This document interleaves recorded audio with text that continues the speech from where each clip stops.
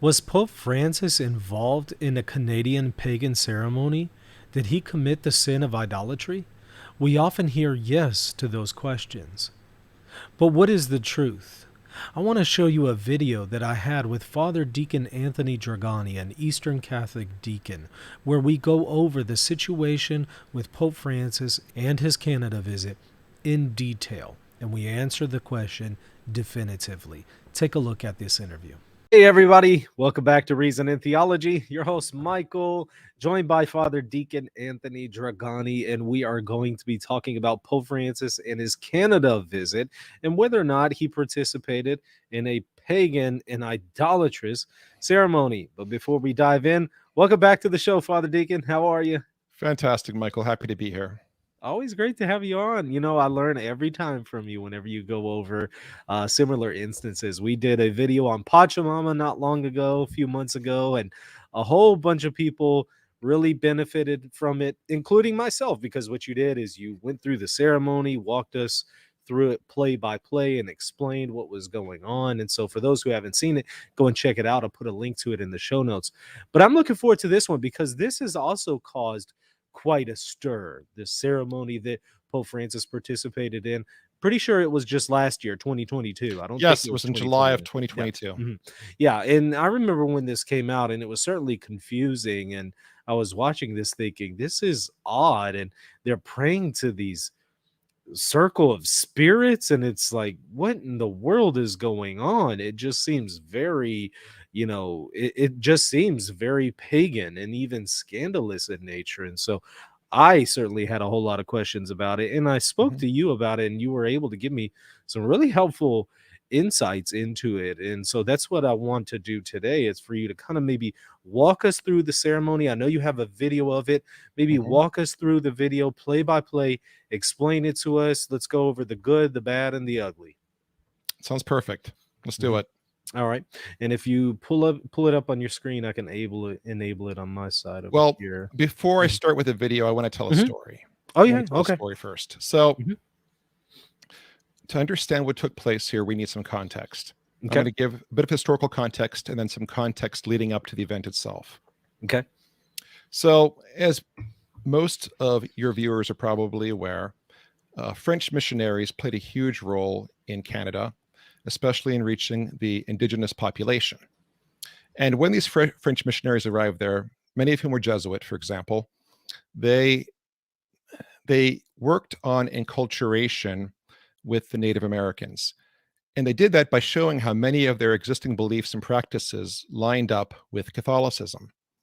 So they evangelized the indigenous people. They baptized them. They taught them the Catholic faith, but they also showed them how their culture was in complete harmony with Catholicism in most ways.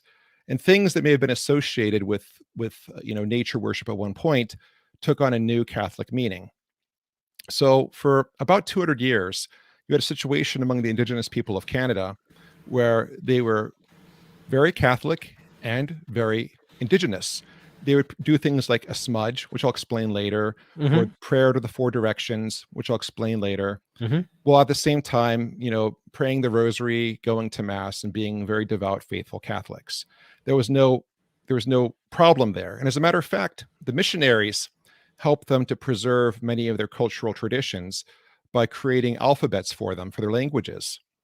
So at that point in time, Catholicism and the indigenous culture were in beautiful harmony with each other. This got ruined in the early 1900s. What happened was this: the federal government of Canada decided that it could not tolerate different cultures coexisting in Canada. So they created what was called the residential school system. And this was a means to try and assimilate indigenous peoples into what they saw as a mainstream Canadian culture. They wanted to wipe out the cultural aspects of the indigenous peoples. So this initially came from the federal government of Canada, but they recruited churches to run these schools. So some of the schools were run by the Catholic Church, most of them were, but some were run by the Anglicans, others were run by, I think, Methodists. A whole variety of religious groups ran these schools. But the schools were given the directive to try and eliminate aspects of their former culture and give them the Canadian culture, which was basically, a British French culture. Mm-hmm. Now, the Catholic Church went along with this, perhaps naively at first, but at a certain point, many Catholic religious orders and dioceses were cooperating with this. The big problem, though, the huge problem with this, was that this was not a voluntary thing. Indigenous children were taken from their parents by force, sent to these residential schools where in many cases they never saw their parents again, or they were told their parents didn't want them anymore. And they were raised there and cut off entirely from their native culture, and in many cases cut off from their families. This was a huge problem. Now, the system came to an end a while ago. I think the last residential school closed down in the 1990s, I believe.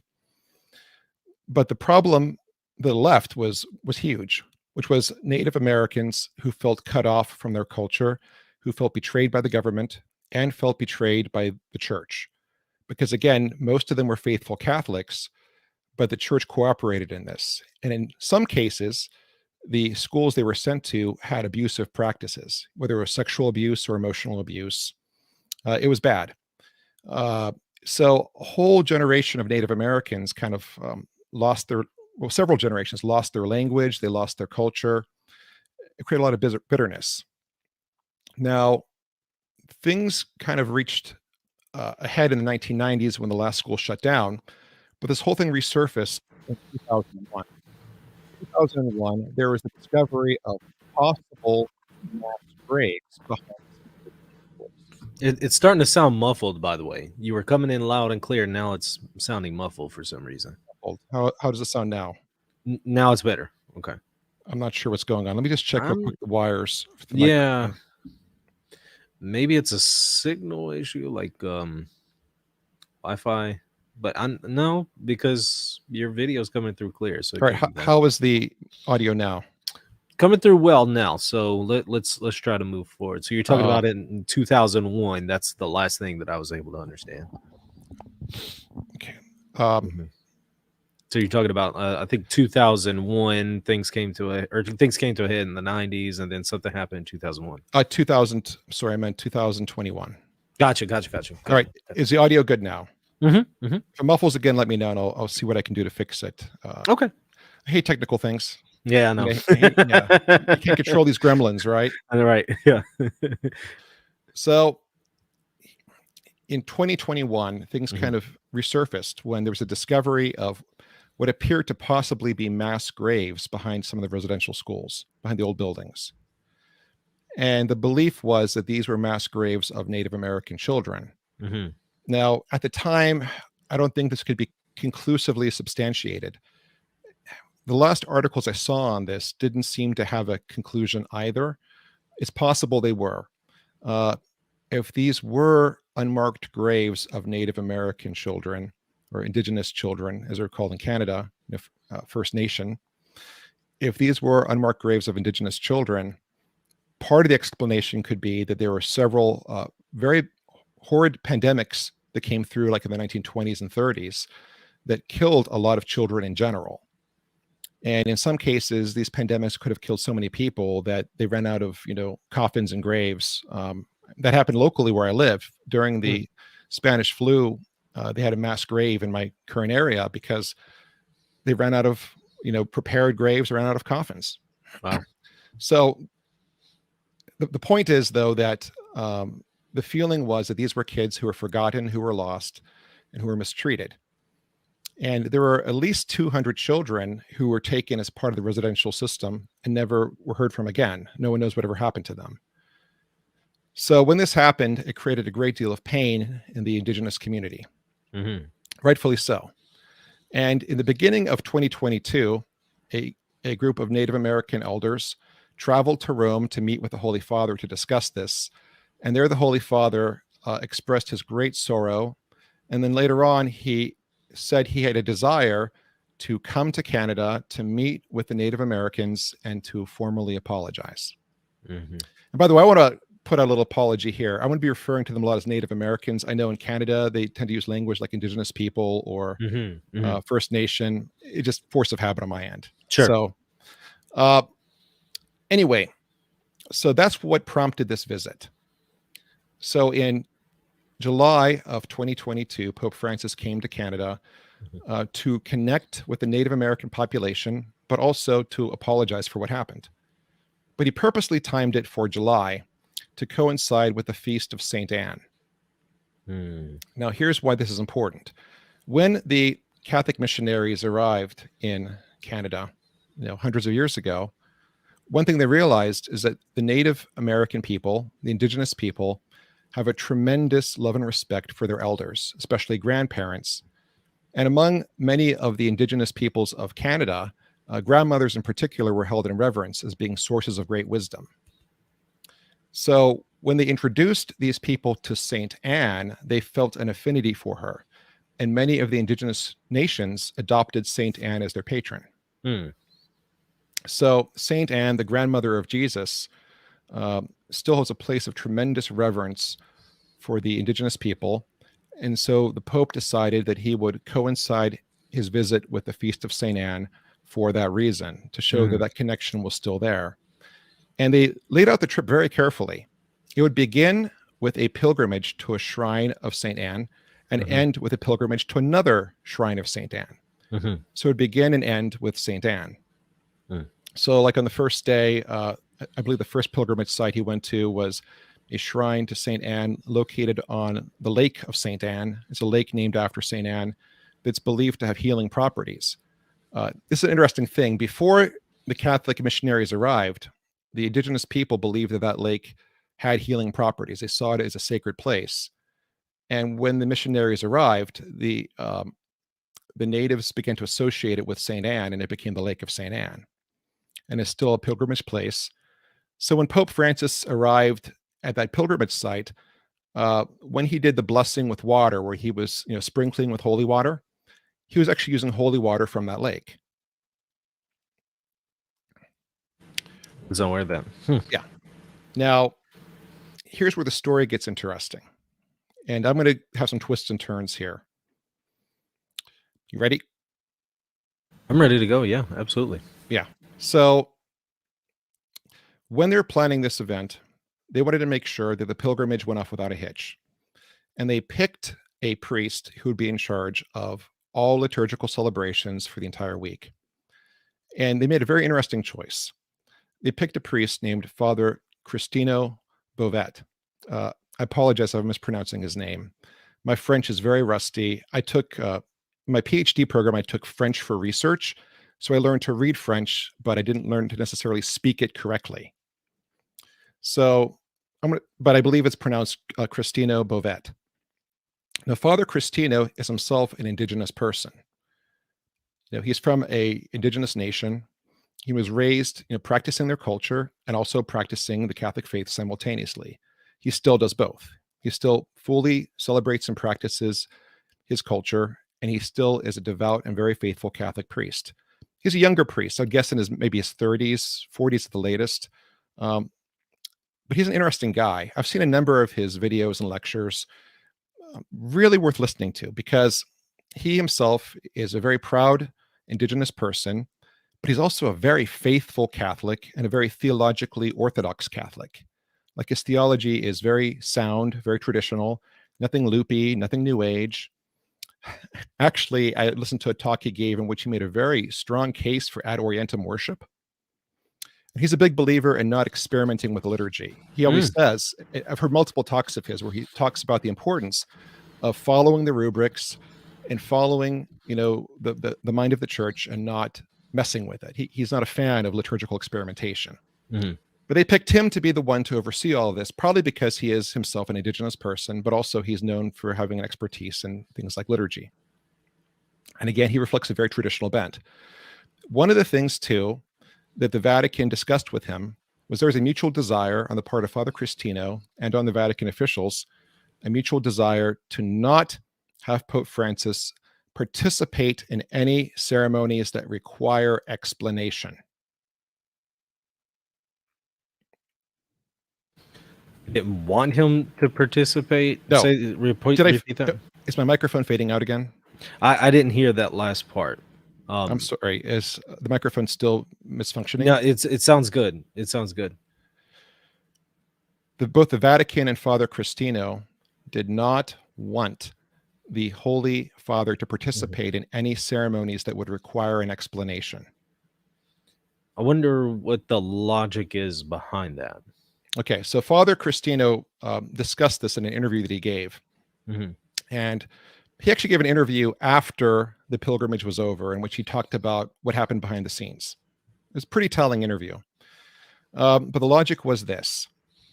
If there was a ceremony, an indigenous ceremony that Pope Francis participated in that would require catechesis for people not to think that it was pagan or that it was witchcraft, they chose not to have him engage in it, because even if the ceremony was perfectly sound, done in harmony with Catholicism, if it can be taken out of context, shown on a TV screen as an example of the Pope engaging idolatry, they felt that could do more harm than good. But his presence there still could raise some concerns, right? No, the idea was he wouldn't be even attending anything that required explanation. He wouldn't be at all there. No. Got it. If there was a ceremony that required any kind of explanation, he would not be there. He wouldn't be the present. Got it. Right. Okay. So, for example, they discussed, whether or not to have things like a smudging. Got it. For those who aren't familiar with it, a smudging is it's a ritual of purification. Usually it involves burning sage. Now, in Canada, they usually use sweetgrass because it grows around the Great Lakes. But you burn something that smells good, and it's a plant. And the idea is that when the plant is burning, you're returning it to God. The plant came from God, you're returning it to God. But it's seen as a purification in the sense that it prepares you for what's coming next. So perhaps there's going to be a mass. They may have a purification ritual, a smudging before the mass begins, as a way of preparing themselves to get in the right spiritual and mental state to participate in the mass. In Native American communities, this is very common. So the smudging in and of itself is not an act of worship. It's not like offering incense. It's not seen as an offering to a god or a deity. What it's seen as a purification to prepare you for what's coming next.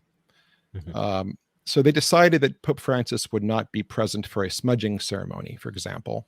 They had one at one of the churches of St. Anne, but it was done by the native peoples, I believe, before the Pope even arrived, because they wanted to be in the right mental state to greet the Pope. Now, we have to understand, too, in Native American cultures, smudging is often a way of preparing for the arrival of an important guest. It's almost like if you're having company over and you know that your wet dog, has been running around the house, you take some Febreze and start spraying it on furniture. Sure. Yeah. It's really the same kind of thing. It's not seen as inherently religious. It's seen as a preparation because on one hand, it makes things smell good, but on the other hand, it does show that you're getting in the right state. And then usually a prayer or something follows after that. But they chose not to have him seen on camera doing anything like that because of the confusion that it could cause. Now you're probably wondering, well, how did he end up doing this, right? Well, I'm wondering, are they doing that because of the confusion that a lot of people had with the Pachamama ceremony? I imagine that's the reason. Because this was forefront on their minds. Yeah. And Father Cristino himself opposes the idea of incorporating indigenous rituals into the Mass itself unless it fits in seamlessly. He's not a fan of taking indigenous rituals that he grew up with, that he still practices, and imposing a different meaning on them to make them fit into the Mass. He doesn't like that. He actually feels these rituals have more of a paraliturgical role than a role within the Mass. Okay, yeah. Again, that's Father Cristino's philosophy. And again, I agree with him. I mean, if you get a chance, watch an interview with him, listen to a video of his, he's pretty fantastic. He has the right approach to this, in my opinion.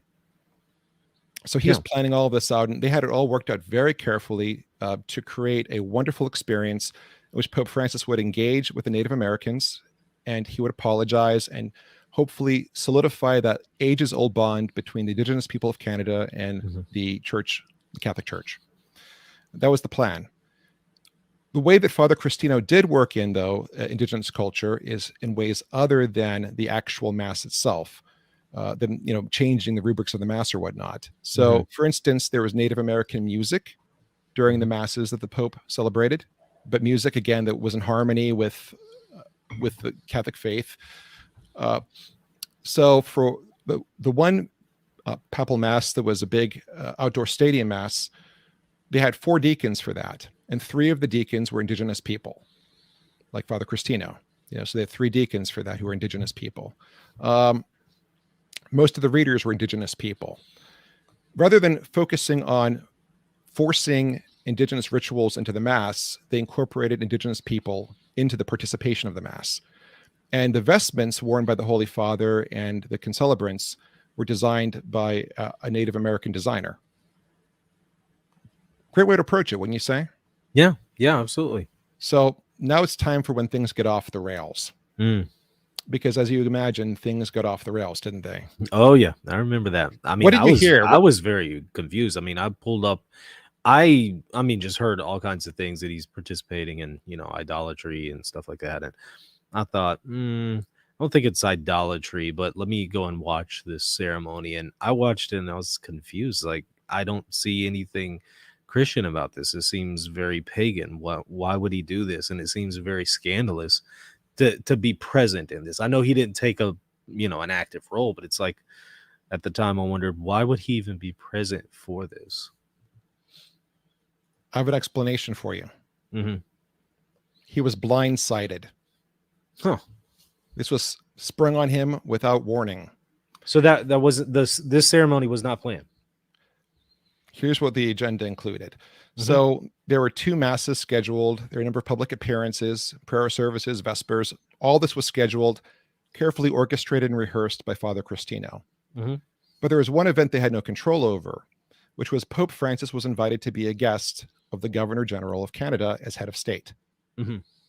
So for those who aren't familiar with the Canadian system, the Queen of England at the time, Queen Elizabeth, now is King Charles, but the monarch of England is also the ruler of Canada. And the way that the monarch exercises his or her power is through a Governor General who serves as their representative in Canada. So you have a Prime Minister, Justin Trudeau, but you also have the Governor General. In this case, her name is Mary Simon, who herself is an Indigenous person. She's Inuit. And she invited Pope Francis as head of state to her residence to have a meeting. Now, the meeting was not open to the public, but certain people were invited. It turned out it was televised. Again, not a problem. But as far as the Holy Father was aware, as far as Father Cristino was aware, it was going to be a state event with no liturgical aspect whatsoever. So that's what they thought they were going to.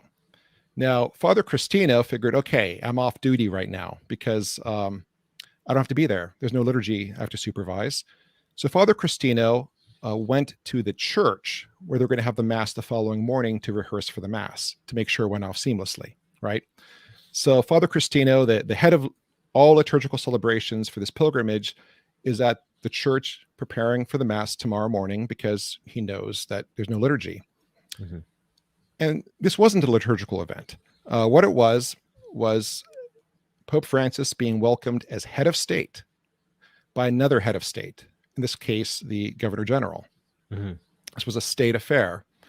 What Father Cristino did not know, what the Vatican entourage did not know, what the Holy Father did not know, was that they were going to have a welcome performed by a Native American elder.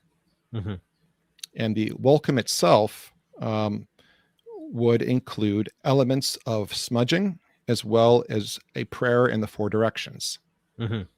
Now, again, those services in and of themselves, those rituals in and of themselves, smudging and prayer in the 4 directions, there's nothing inherently incompatible with Catholicism in those rituals. And they can be performed by Catholics in a very Catholic way. The problem, though, is some people can do them in other ways. I mean, it's like anything. You can have a Catholic Christian, swinging incense in the direction of a statue and laying flowers on a statue, intending to show devotion to Mary, ultimately to God. You could have another person, waving around incense in front of a statue, intending to worship that statue as a god. Mm-hmm. The same thing can happen with these ceremonies. Originally, these ceremonies, or these rituals, such as the smudge or the prayer in the four directions, they probably had a spiritual connotation that was non-Christian. Native Americans, indigenous people, are historically animistic, which means they worship nature. They don't worship gods or deities, but they worship nature.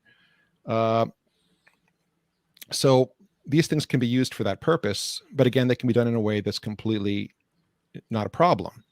Now, in this case, I'll show you the video of what actually happened. Mm-hmm. But the point is that the Vatican had no warning this was coming.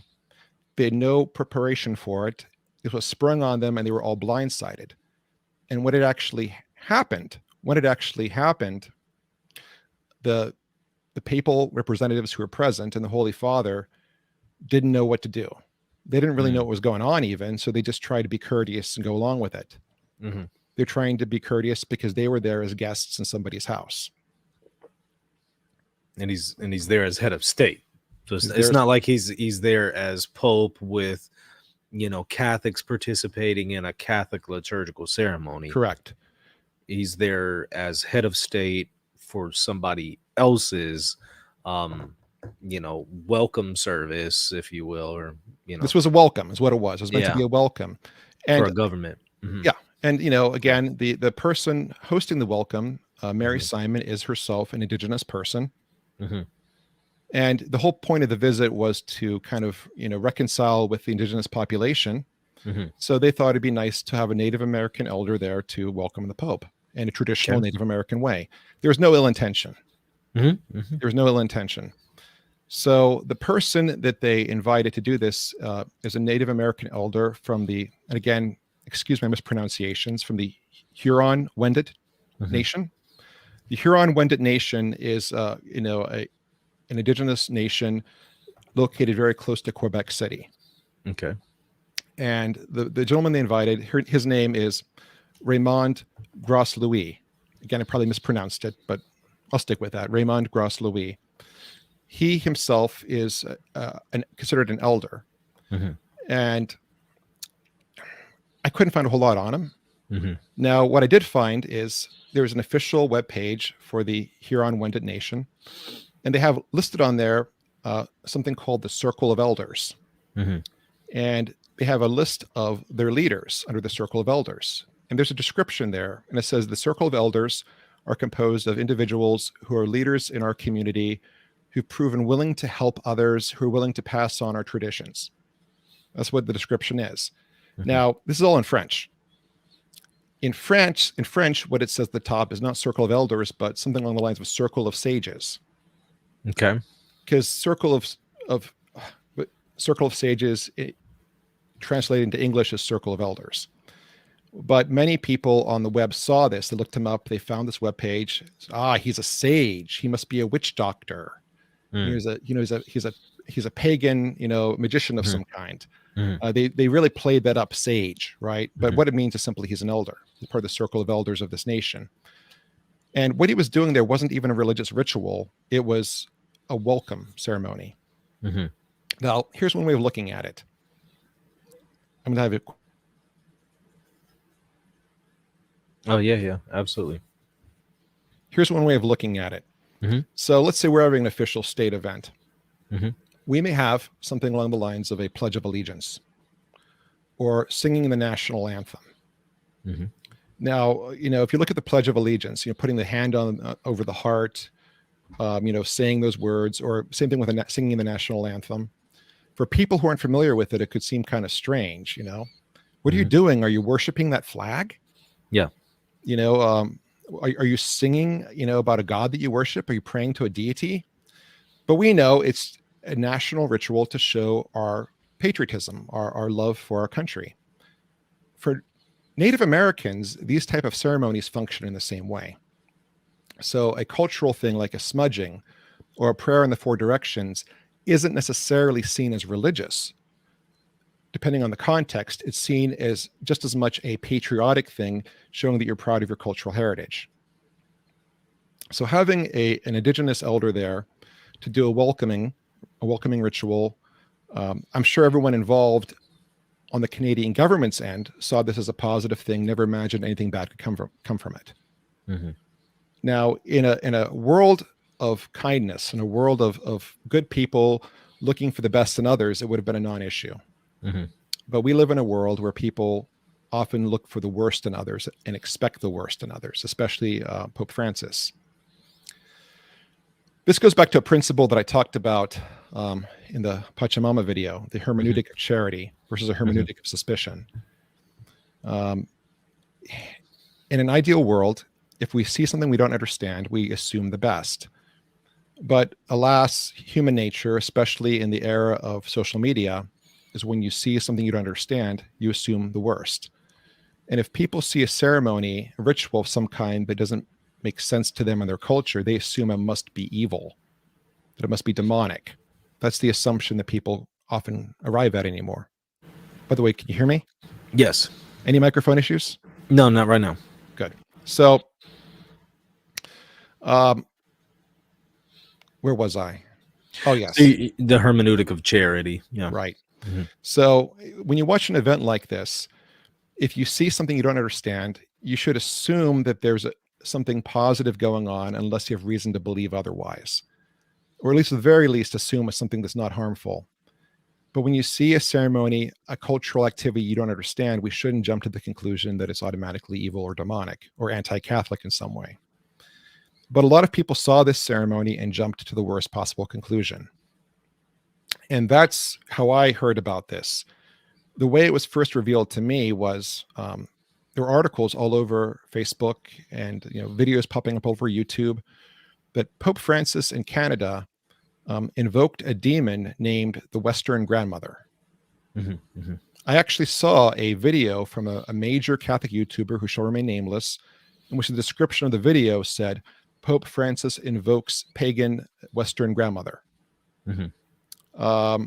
And it was being presented that there's this demon called the Western Grandmother, and that Pope Francis participated in a ceremony worshiping the Western Grandmother. And people were calling this Pachamama 2.0. Mm-hmm. Now, as we talked about before, I'm not an expert on indigenous religions, but I teach world religions. I know enough about it. And I know that indigenous religions in Canada, for example, are generally animistic. Mm-hmm. So let's say this person was not Catholic. Let's say this person was a practitioner of a pre-Christian indigenous religion. Yeah. Even then, he wouldn't be worshiping a deity called the Western Grandmother. Mm-hmm. He wouldn't be. I actually started hunting for Western Grandmother, in indigenous religions. I could find nothing. Mm-hmm. Now, the French term for it would be, again, excuse my pronunciation, like Grand-Mère Louise, something like that. But or Louis, I forget. But it's I looked up the French term for this. The only thing that would come up were actually articles from LifeSite News that were translated into French. Mm-hmm. That was it. There was nothing anywhere in any indigenous religion talking about this. So again, this didn't make a lot of sense to me until I actually watched the video and saw what was going on. Mm. So that probably brings us to the video at this point. So I will have it loaded up here. Mm-hmm. Just give me a second. I will have it on the screen. Sure, no problem. And while we're doing that, y'all go ahead and share this on your social media. Let's get as many people as we can to be aware of the correct information, since so much misinformation is out there on this topic.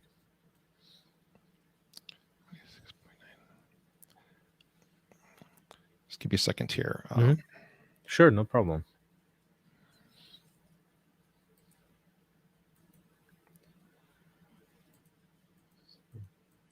And let me also... Okay, I got it. I'm ready. Okay, yeah. Mm-hmm. All right, can you get on the screen now? I don't see it yet. How do I do this? Remind me. Go to share screen or share at the bottom. Oh, where it says present? Yeah, present, and then you'll share screen. You'll select your screen and make sure to hit enable audio.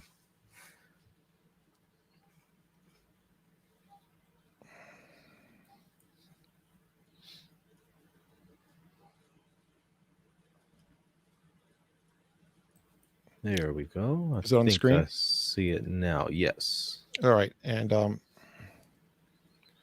right, then the audio. Let me try playing and see if there's any audio. Mm-hmm. Are you hearing it? No, I don't hear anything. Try discontinuing it, like Okay. and then do it one more time, but at the bottom left, when you go to share screen, bottom left, it should say share audio. Share system audio, something like that.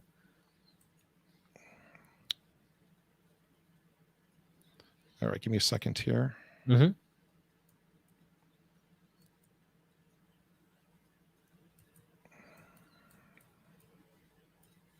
See some questions in the chat. Y'all hold off on the questions at the moment. We'll answer those at the end. If you put them in now, we'll probably forget about them. So, okay, I can hear it now. Yes. Great. I'm going to jump to the relevant part here. Mm-hmm. There's a lot of preparation stuff here, Mm-hmm. but we'll start right about here. Right there's good. Okay.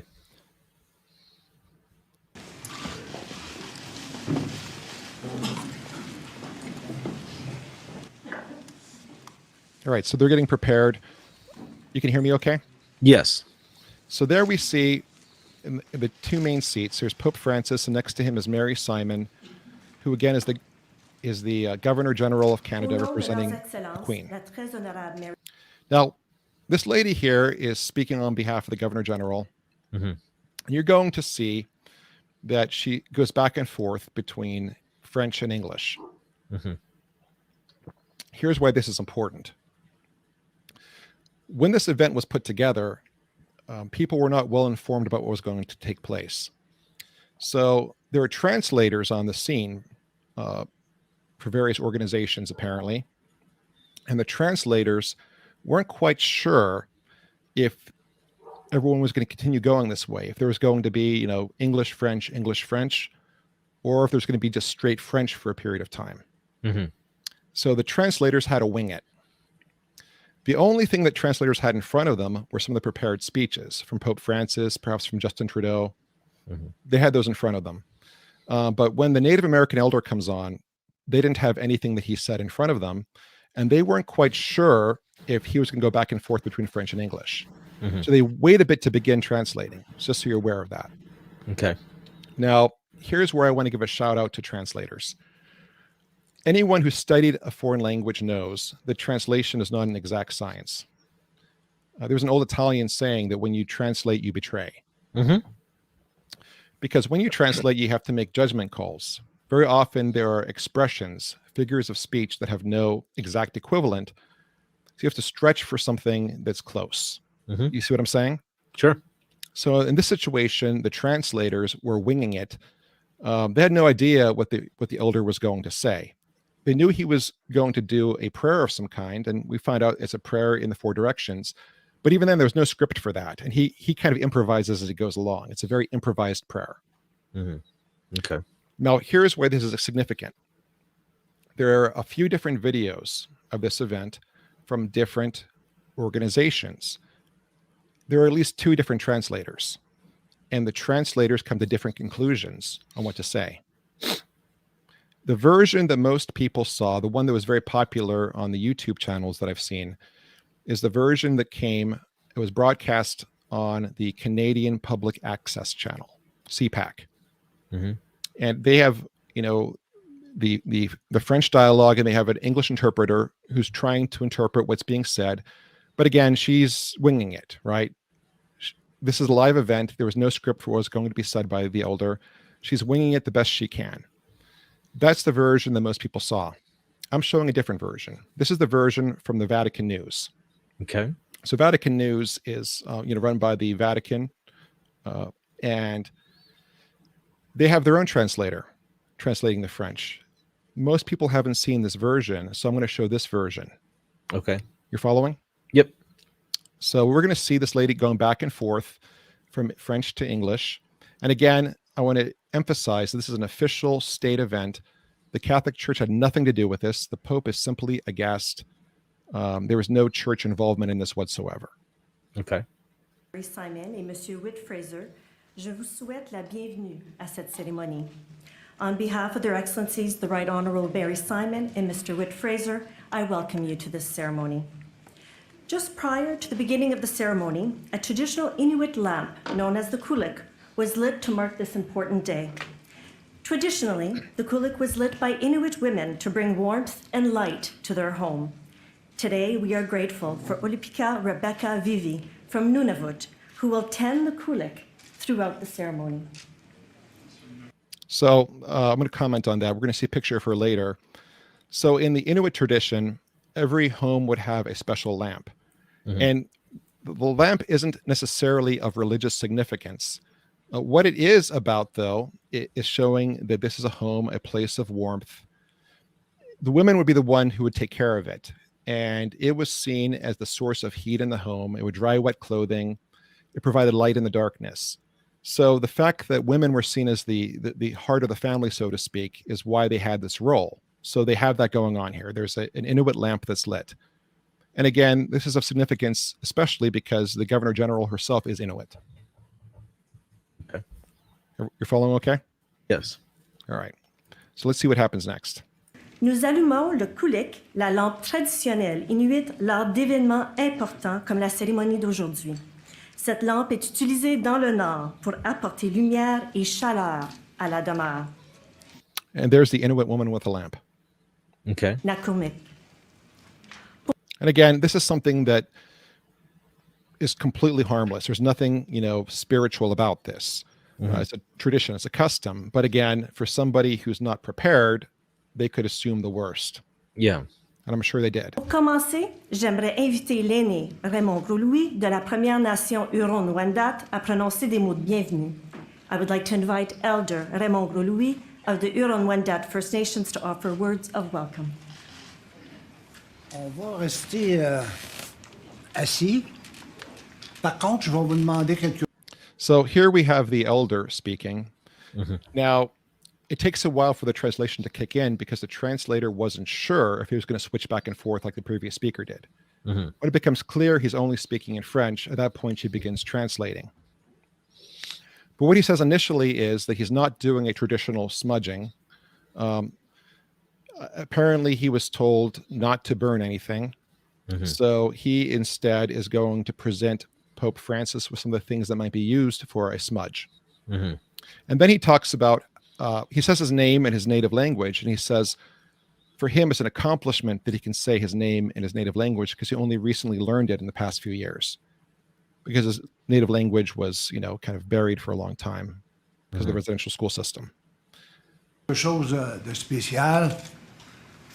Vous savez, avec la pandémie qui s'est passée, il y a beaucoup de choses qui ont changé dans nos cérémonies et on n'a pas eu le choix de s'adapter.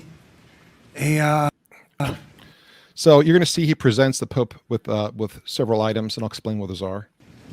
J'aimerais ça que quand je vais commencer à allumer la sauge et faire mon lien avec les 4 directions. Et avant, je vais aller porter au pape François un foin d'odeur et une plume de dinde sauvage qui est un animal de survie pour les Wendat sur le territoire. Donc, je vais remettre cette plume et ce foin d'odeur. Le foin d'odeur, c'est... il va servir le pape pour la... Il va purifier par l'odorat. Donc, je sais que le pape François a un peu de misère avec la fumée. Donc, on a beaucoup de façons de faire une cérémonie et de s'adapter. Et je pense que c'est important que le pape François reçoive ce foin d'odeur-là et cette plume-là pour participer en même temps au smudge aux 4 directions. Avant, je vais me présenter en Wendat et quoi aweti noencio, oniontero, chiati andisha wenandui, chiati le mongolui, Chiati anaharisqua. Wanda tendi, wanda ke indari. Ça fait pas longtemps que j'ai réappris ma langue. Je ne le sais pas au complet, mais de me présenter, pour moi, c'est beaucoup. Parce que quand que je me présente à ma langue, je parle pas juste à mon nom, mais au nom de tout. In case there is no translation later, this indigenous leader is offering feathers to the Holy Father, which represent the four dimensions, north, east, south, and west. And he also spoke about how he has only recently relearned his native language. So what he is doing is he gives Pope Francis an eagle feather. Now, giving someone an eagle feather is considered a sign of great honor, and that's because the eagle is seen as flying closest to God. You there, Michael? Yes. Okay, so the eagle, and again, different indigenous cultures interpret this differently, but I'm kind of generalizing here. In Canadian indigenous religions, typically the eagle is seen as insignificant because it flies high in the sky closest to God. So giving somebody an eagle feather is seen as a way of honoring them for bravery, courage, and goodness. So this is considered a huge honor, being given an eagle feather by an elder. Okay. Makes sense? Okay. He also presents Pope Francis with with sweetgrass, not sage, but sweetgrass. If they were done the smudging like he wanted to do, what would have happened was they would have burned the sweetgrass, and he would have used the eagle feather to fan it as a way of spreading it. Does that make sense? Yes. Right. So if things had gone as the elder had wanted, he would have been burning the sweetgrass and then using the eagle feather to fan it, and then he was going to present the Pope with the eagle feather. But because he was told by the government people not to burn anything, what he did was he went and he gave the Pope the stuff that would be used for the smudge as a present. Does that make sense? Okay. Also, you're going to see he brings out a bone whistle. And I'm not clear where it came from. It probably came from an eagle. Now, in many indigenous cultures, a bone whistle is a part of rituals. It's a way of making music, a way of expressing a joyful sound. It can also be used as a way of showing honor for elders. So sometimes they'll blow a bone whistle as a way of showing honor to an elder person. Make sense? Okay. And this is a very important feather, he says, for our nation. And this, he says, smells very good. That's the sweetgrass. It smells very good. Following? Yep. And he asks that they be brought out together at the same time. And by being brought out together at the same time, he's referring to them being used together, if there was a smudge. Again, the translator has nothing in front of her to work with. She's winging it. But this is, again, the translator for Vatican News.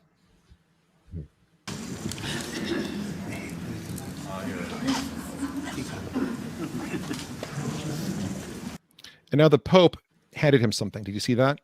Yeah, some red thing. Yeah, it's a box with a rosary. He gave him a rosary as a gift. Okay. So it was an exchange of gift between elders. Mm-hmm. And the Holy Father also gave the indigenous leader a gift, although we do not know what it was. Et on va faire un cercle virtuel. A rosary. Vous savez, avec la pandémie, via les petits vidéos. So now what would have been the smudging is over. Now he's going to do the prayer and the four directions. Now let me explain what that's all about. Okay. So in indigenous cultures, everything is seen as circular. You know, circles have a lot of significance. Remember we talked about that when we discussed the Pachamama, you know, why the people from the Amazon gathered in a circle to pray? Yeah. So in a sense, you're making a circle with the prayer in the four directions, but it also looks at the circular nature of life. So look at it this way. In traditional indigenous cultures, everything follows the sun. In other words, the movement of the sun dictates what you're doing during that time of the day. So in the morning, the sun rises in the east. Then the sun travels across the south. And then the sun goes down in the west, but it never shines in the north. Now that orders their entire day traditionally in indigenous cultures. So for that reason, this ritual of praying in the four directions is meant to be a way of sanctifying time. It's meant to be a prayer addressed to the Creator, sanctifying time. It's not a prayer to the directions. Some people describe them as being a prayer to the directions as if the directions are spirits that are being worshipped. Mm-hmm. Native Americans do not worship the directions as spirits, but they face in the directions as a way of sanctifying time as they move through that. Does that make sense? Yeah, but you said you did mention something about God there. Right. I thought they don't believe in a God. Well, traditionally, indigenous religions do not, but some of the Native American religions believed in a creator, a great spirit who created all things. I see. Okay. So while they wouldn't be considered theistic in traditional sense, there was a belief in a great spirit of some kind. And when the Catholic missionaries arrived, they, much like St. Paul, to the Athenians, mm-hmm. said, this is your unknown God, right? This is the great spirit. Right. So they do dedicate the day to the great spirit by praying in the four directions. And each of the directions is associated with something. Now, this can vary from tribe to tribe. There's no uniform way of doing this. But one fairly common thing you see is that the West is usually associated with grandmothers. It's seen as the direction of the elders. Now, this elder, does things a little bit differently than I've ever heard before. He kind of interjects his own little commentary. You'll see what I mean. Mm-hmm. Là qu'on se sert, je m'étais aperçu que même si on n'est pas en présentiel, on peut faire des choses à partir de l'esprit. Et on va ouvrir un cercle ici aujourd'hui à partir de l'esprit. Et à partir de ce cercle, on va visualiser un feu sacré. Parce que le feu sacré unit tout ce qui existe dans la création. The sacred fire unites all members of creation. All right, I'm going to address the sacred fire first. Mm-hmm. So in the Huron tradition and in many indigenous traditions, they talk about what's called the sacred fire. What the sacred fire is, it's symbolic of the fire that illuminates the path to the Creator. So they talk about a sacred fire as being this almost like force that shows the way to God. It lights up the darkness. Okay? Okay. All right. Et en même temps, on va honorer les 4 éléments vitaux, l'eau, le feu, l'air, la terre. And we are now honoring water, fire, earth, minéral, végétal, and wind. Et humain. So at this point, he lights a sacred fire. Again, it's meant to symbolically show that it's illuminating the way to God. And then he's honoring, earth, fire, water, rock, plants. They call it the vegetable, but plants. Basically, they're honoring all forms of life. It's a way of showing that all life comes from the Creator and all life is sacred. Okay. All right? Mm-hmm. Again, they're not praying to specific deities here. He's just showing that they honor all of creation because creation comes from the Creator. That would be a typical Catholic interpretation of this among Catholic Native Americans. Now, this fellow here, I have no idea what his religion is. He could be Catholic. He could be trying to practice the old pre-Christian religion. I have no idea. I couldn't tell. Among the Huron-Wendat people, they are overwhelmingly Catholic. And they tend to be very, very faithful Catholics. Like their churches are overflowing with Catholic Native Americans there. He could be Catholic. He could not be. I don't know. But I'm just saying this ritual, the way he's carrying it out, could be done in a way by Catholics that's completely in harmony with Catholic belief. Okay. And every state, human, vegetable. Je vais demander à la direction de l'Est d'ouvrir sa porte pour qu'on puisse avoir accès à cette direction. Je vais demander à la direction du Sud d'ouvrir cette He is porte asking aussi that each pour avoir accès direction à cette direction.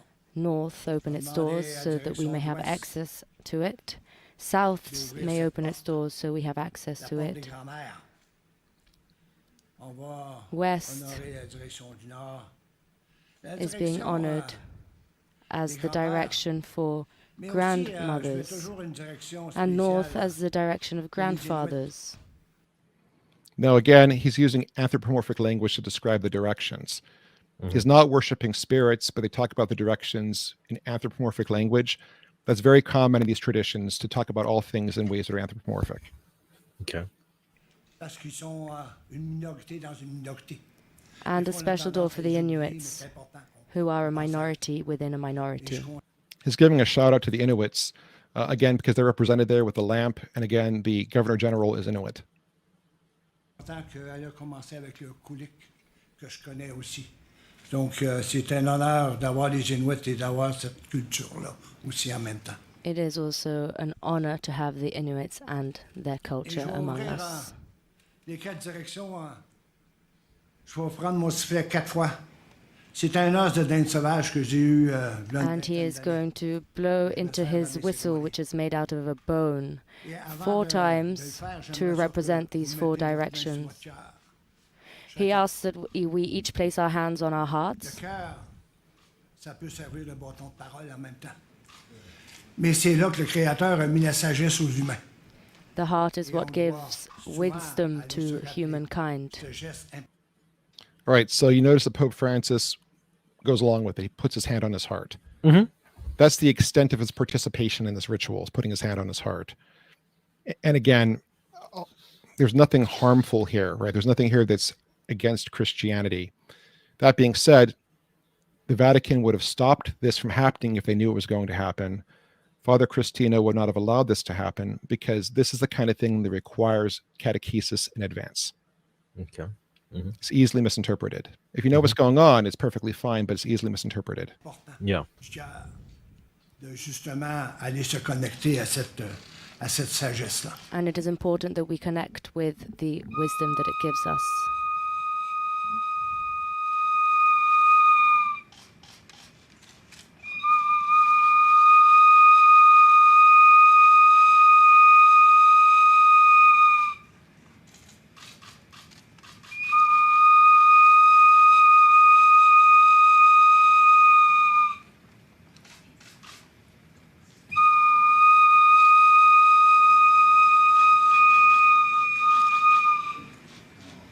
Je demande à la grand-mère de l'Ouest de nous rendre accès au grand cercle sacré en haut des esprits. He asks that the West gives us access to the great circles above. Et plus fort ensemble. Tiens, ouais. Together we are stronger, he says. Tiens, ouais, grand-père, grand-père François. Oh. Merci. And directs the salutation to the Holy Father. Thank you. Merci. Alléluia. Yeah, lo- you're okay. I can hear you now. I muted by accident there. Okay. That was me Now, the world of circles above, what's going on there? muting. Right. So he asks that the West gives access to the circles above. So he talked before anthropomorphically about the different directions and how they should open their doors, right? Mhm. So what he's talking about is how each direction represents something special. The West represents grandmothers and their wisdom. So he's talking about the West giving access to the circles above. The other translation that went out there is the circle of spirits, or the sacred circle of spirits. That's the translation from the CPAC version. If you look at the actual French text, it can be interpreted in different ways. Sacred circle of spirits would be a very literal translation, but it could also be a figure of speech for above, right? So what is this? If you search for it, there's nothing clear. Again, this elder was kind of improvising, as you saw. More than likely, what he's referring to is the connection with those who've passed, the ancestors. So in these cultures, a spiritual connection to your ancestors is very important. That's seen as a very crucial thing. And the idea is that the ancestors, are part of almost like a heavenly council, often is seen as a circle. So my guess would be he's talking about the circle of ancestors, and it could be looked at like this. So the West, the wisdom of the grandmothers opens the door for us to connect with the wisdom of those who've come before us. That's one possible way of interpreting it. There could be other ways, though. The fact of the matter is, it's not clear what he means, but the best possible interpretation would be he's talking about connecting with ancestors, and the circles above could be seen as a type of reference to heaven or something like heaven. Yeah, the English translation that I listened to used circle of spirits, and it made it sound a little different than what Right. You're indicating there. It's like, wait, what are you doing? Are you opening yourself up to the demonic here? What's taking place? So the translators, this guy is going on the fly, right? He's winging it. The translators are winging it. They're doing the best they can with what's being thrown at them at that moment. So this translator translates it as the circles above, again, the heavenly circle. The other translator says the sacred circle of spirits. It could mean the same thing, right? It could mean the same thing. It's just a different way of translating it. Yeah, but to a Catholic who's not really aware of Native American culture, it's going to sound like they're opening themselves up to the demonic, if you put it in the latter way. Right, absolutely. And again, that's why the Vatican and why Father Cristino did not want something like this to happen, because it requires catechesis in advance. Yeah.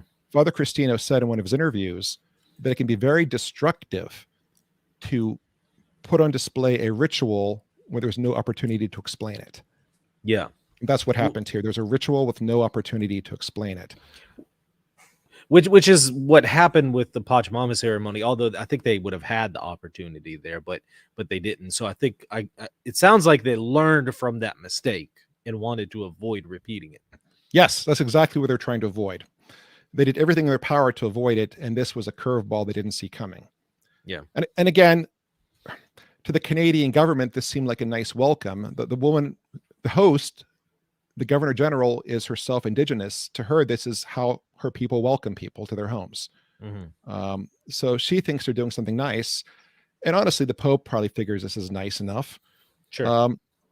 There's no reason to believe anything insidious is going on here. No one's inviting demonic possession. Yeah. You probably noticed that somebody was missing. Who? Western Grandma. Oh, yeah. So, yeah, because the version that I listened to did specifically say Western Grandma. I'm like, what is this? And I jokingly and laughingly said, who would that be? Saint Anne? This version is missing Western Grandma. Where in the world is Western Grandma? Let me clarify this for you. So again, both translators are winging it. They're doing the best they can with an impromptu situation. Yeah. So this lady translates it as such. She translates it as, may the West open the door to the heavenly circle, something like that. She doesn't say anything about a Western grandmother. Now, the other version says the Western grandmother give us access to this sacred circle of spirits. Yeah. Like I said, my French is very rusty. I took French for reading a long time ago, over 20 years ago at this point in my PhD program. But I can understand enough French when I hear it. So I must have watched different versions of this episode, of this event, from different video sources, at least 4 or 5 different sources I watched. And I cranked up the volume and I listened to what he said over and over and over again. I could not hear Western Grandma. I did not hear grandmother of the West or Western grandmother. I did not hear that. I'll tell you what I did hear. He says something of the West, but it's garbled and I can't make out what he's saying. Okay. He speaks very quickly. I'm not sure what he's saying. Now, I used the caption generator from Google to generate captions. And what Google came up with was Okay, to be clear, and again, excuse my pronunciation, grandmother of the West would be Grand-mère de l'Ouest. He says something de l'Ouest, something of the West, but it's not clear what he's saying. What the Google caption generator put as him saying was Gare de l'Ouest, which would mean station of the West. So may the station of the West grant us access, whatever that means. That's Google's interpretation of it. I can't make out what he's saying. The translator for CPAC went with grandmother of the West, probably because he was talking about grandmothers earlier, and grandmothers are associated with the West in their culture. So she probably assumed that's what he was saying, but there's no clear audio and there was no official transcript of any kind. So whether or not Western grandma was evoked here is up for debate. Maybe the grandmother of the West was mentioned and we just can't hear it in the audio. But I did not hear it, and I listened to at least 5 different versions of this video at very loud volumes. Is there evidence that Western grandma can also refer to Saint Anne?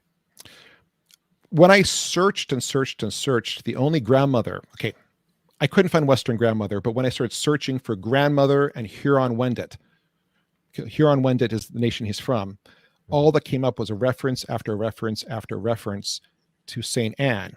And when you look up sacred grandmother, Huron, or grandmother, holy grandmother of the Indigenous peoples of Canada, everything is Saint Anne. Okay. So it's possible it was a reference to Saint Anne. It may have been, it may have not have been. It's hard to say. But let's put ourselves in that room for the moment. Yeah.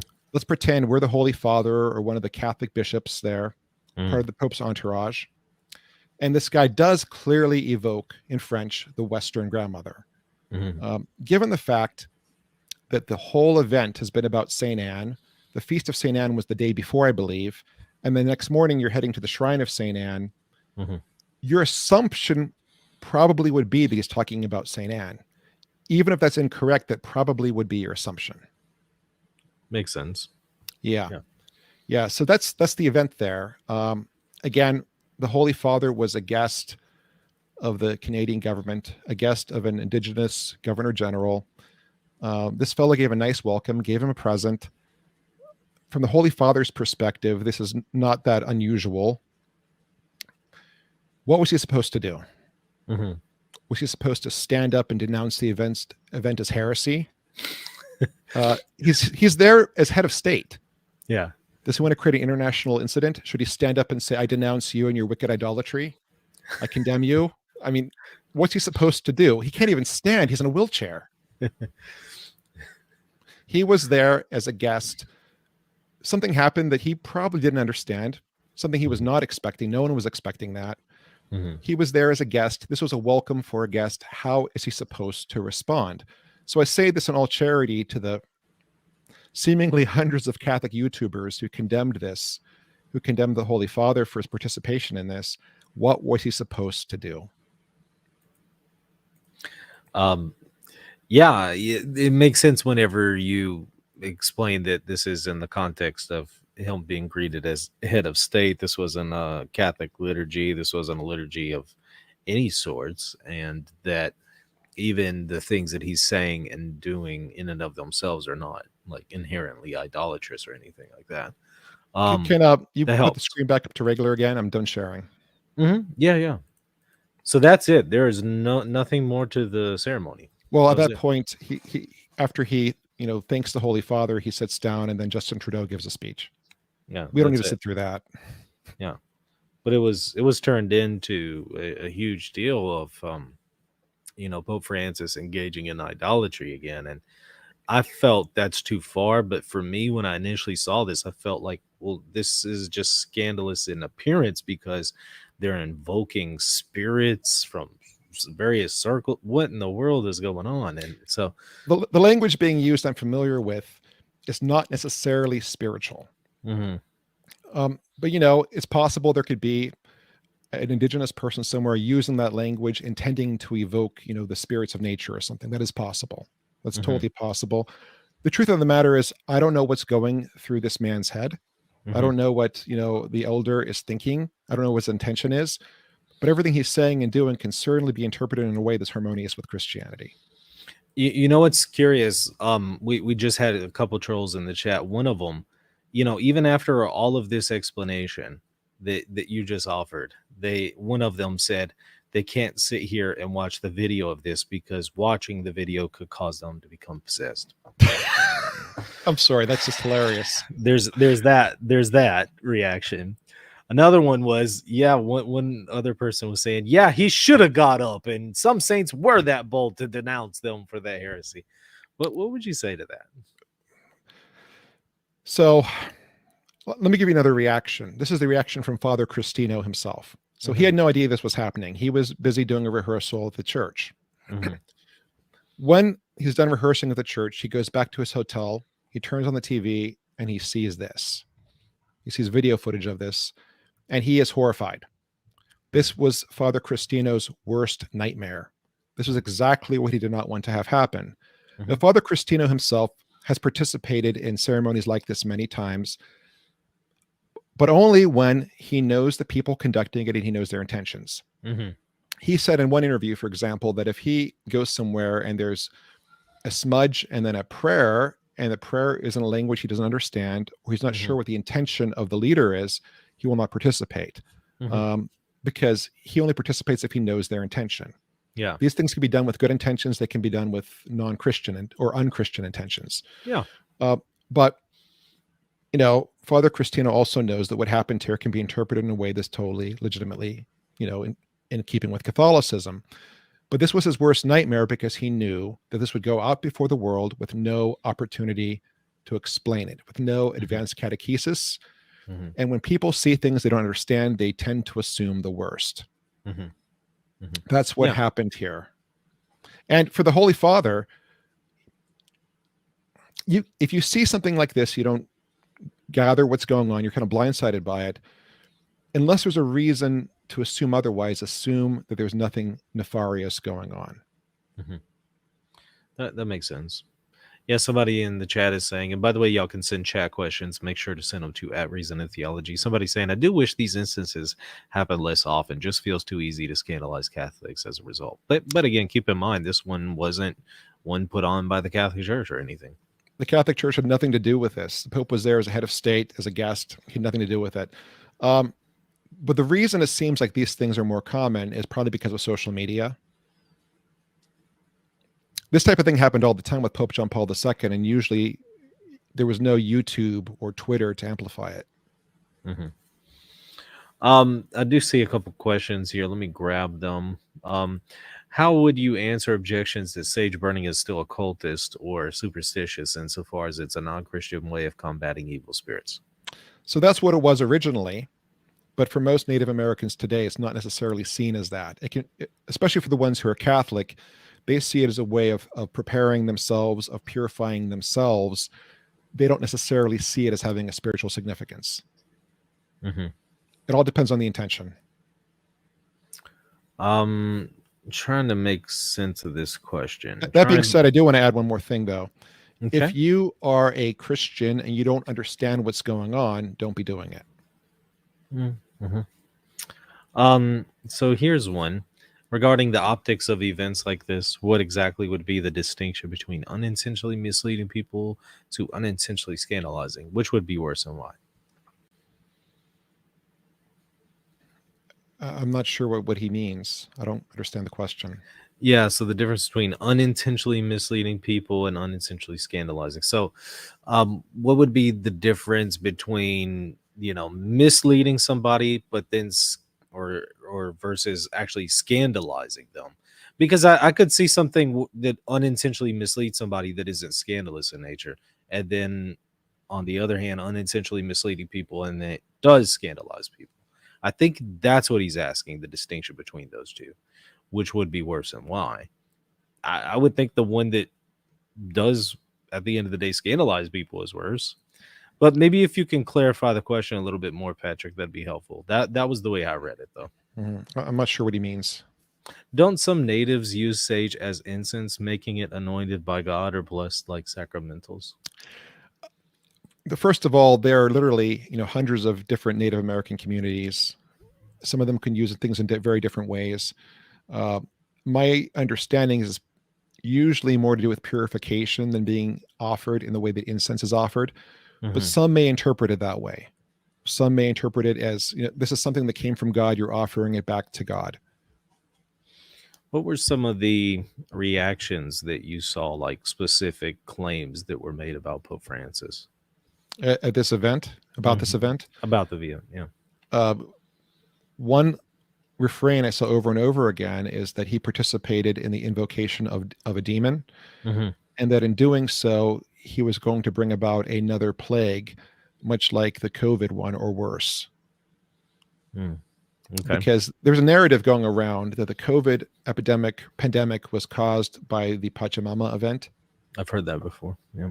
But it's gained a lot of traction. Now, as I showed in the other video, and by the way, viewer, if you haven't seen the other video, look it up. It's worth seeing. As we showed in the other video, there was no Pachamama. Like Pachamama wasn't even there in the Vatican gardens. There was no image of Pachamama. But in this case, there was no demon called the Western grandmother evoked or invoked. If there was a mention of a Western grandmother, it probably didn't mean that. It probably was a reference to grandmothers being our access to the elders who came before us through their wisdom and their history and their stories. But there was no deity. There's nothing worshipped in the Huron-Wendat culture called the Western grandmother. So no Western grandmother was invoked. How would one use sage to cleanse oneself, but without this being a cleansing of any spiritual significance? All right, so let's put ourselves back even a century ago, before indoor plumbing was a thing, before frequent bathing was a thing. You're having company over, or you're going somewhere important. Do you want to stink or do you want to smell good? Burning things like sage and sweetgrass has the very practical effect of making a place smell good or making a person smell good. So because it gets rid of bad odors, it makes you smell better, there's a symbolism that you're preparing yourself, not just externally, but internally as well. Was there a diplomatic option for Pope Francis to excuse himself from all this to avoid confusion, or it's impossible? Well, once it began, I'm not sure how to get out of there. First of all, he needs somebody to push him in his wheelchair. And if all he was told, I mean, if we go back and watch the video, the words that actually come out of the lady's mouth when she introduces the elder, and this is an exact quote, she says this in English. She says the elder is invited to give words of welcome. That's how she introduces him. The elder is there to give words of welcome. So as far as Pope Francis knows, he's going to give words of welcome. But they didn't really say beyond that what he would. No, he was blindsided. He had no idea that was going to happen. No. And even when it happened, I don't think it bothered him because he understood it was just a welcoming.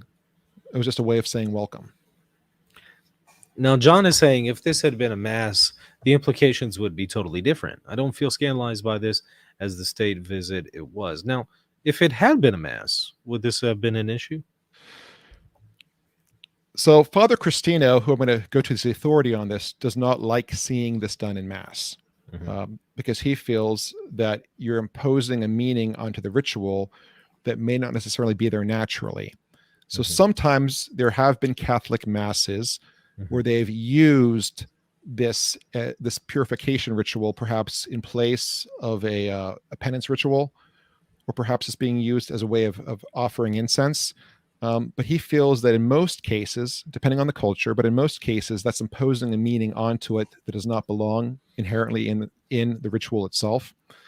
I tend to think that it should not be part of a Catholic mass unless it's part of the culture in which it's taking place and the people there understand what's going on. Somebody has a comment here. This just seems like the Pope seems to do a lot of questionable things without asking questions. Should he have asked questions? It happened. I mean, he didn't know it was going to happen. It happened.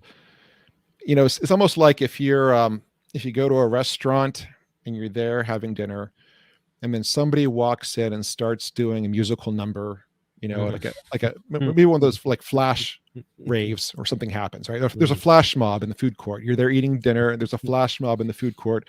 You're sitting there, you're not sure what to do, and at one point they say, "Put your hands in the air," and you go, okay, right? This is the equivalent of that. There's no time to ask questions. It just happened, and you're there. Richard says, could not the Pope say something like Christ is King and remove all doubt? Well, he does give a speech after this in which he talks very strongly about Christ and about our Lord, and he talks about Mary and Saint Anne. He gives and the full speech is part of the video. The transcript of the speech is out there, and he essentially does say Christ is King. So yeah, he did that. At the event itself. At the event itself, if you read the text of his speech, it's a Christian speech. It's a speech of reconciliation, but it's also a speech that's very Christian, honoring the Lord. Let's see. I think we grabbed all the questions. Just double checking here. Yeah, I think that's all of them. Any final comments that you wanted to include in there? Anything that maybe we missed that we should address? The main thing is this. We need to always approach things with a hermeneutic of charity. I think there's a whole cottage industry out there of people who want to bring down Pope Francis, and of people who want to portray him in the worst light possible. And maybe they have their reasons. I understand his restrictions on the Latin Mass have angered a lot of people. One can question the prudence of that, and I think one can legitimately criticize him for that. But at the same time, all criticism should be based in truth. We need to know what's really taking place before we jump to a conclusion. We need to know what's really going through his mind, what's really taking place in the event before we assume that he's engaging in demonic worship of some kind. But like I said, there's a cottage industry of people who are getting a lot of YouTube views off of these type of scandals. And there are people who are getting a lot of mileage out of this type of thing. And I think they're keeping it alive. But I would ask those people, those major YouTubers, those writers with websites, LifeSite News, I would ask them to look at their hearts and ask themselves, are you pursuing truth? Just jumping to a conclusion based on what you see without knowing the facts may not be doing justice to the Holy Father. At the very least, he is a fellow Christian. We deserve to treat him with enough respect as to give him the benefit of the doubt and to look for the truth in any situation rather than assuming the worst. At the very least, just come out and offer an apology and say, hey, I was wrong, or something like that, and correct the misinformation. It's just like, I can understand some people being confused with some of the mistranslations and not knowing the context and stuff like that. I can understand. I was myself confused, but you want to, at the end of the day, once you discover the truth, to then spread the truth, just as you would, spread the confusion. So spread the truth as well. Especially if you are presenting yourself as being a Catholic apologist or a Catholic news site, I think you have an obligation to present, to search for truth and to present truth and to admit when you're wrong. Because remember this, Satan is the father of lies. Yeah, and that's partly why I wanted you to come on, because I realized there's more to this than I realized initially, and I want to correct some of those things from my initial evaluation. And so that's why I brought you on, because you're in a much better position to do that than I am.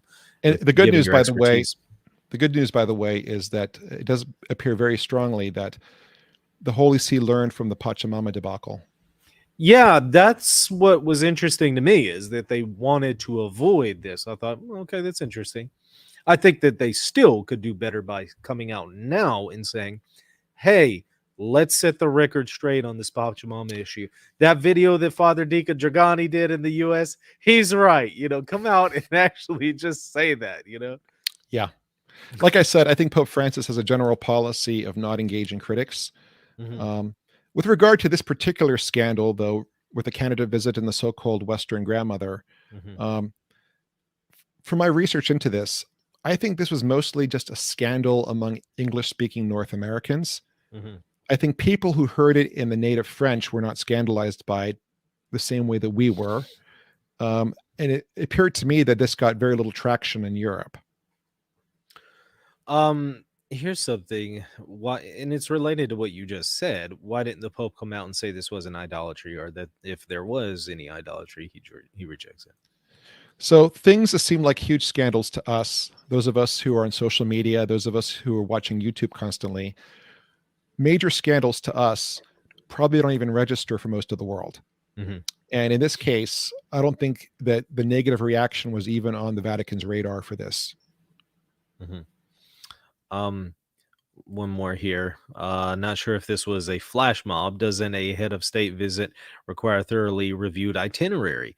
I don't think if Joe Biden visits somewhere, there are a bunch of surprises. So, in other words, why doesn't Pope Francis have an itinerary? Any guesses on that one? I imagine he was, and probably the itinerary said, welcome from native elder. And then it said speech by Justin Trudeau. Mm-hmm. You see what I'm saying? Sure. That's probably what the itinerary said, welcome from native elder. Yeah. But just didn't really go into a whole lot of details on it. Yeah.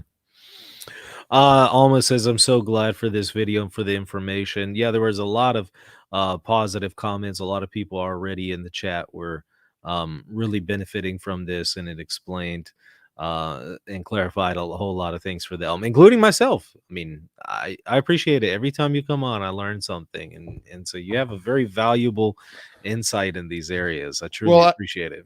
I appreciate you giving me an avenue to share this, because this is one of those things, just like with Pachamama, where when it happened, I'm pulling my hair out. What hair I have, I don't have much hair left, but I'm pulling my hair out saying, guys, you're misinterpreting this. And very few people wanted to hear what I had to say. Once again, I had people getting angry at me for saying that the Pope did not invoke a demon.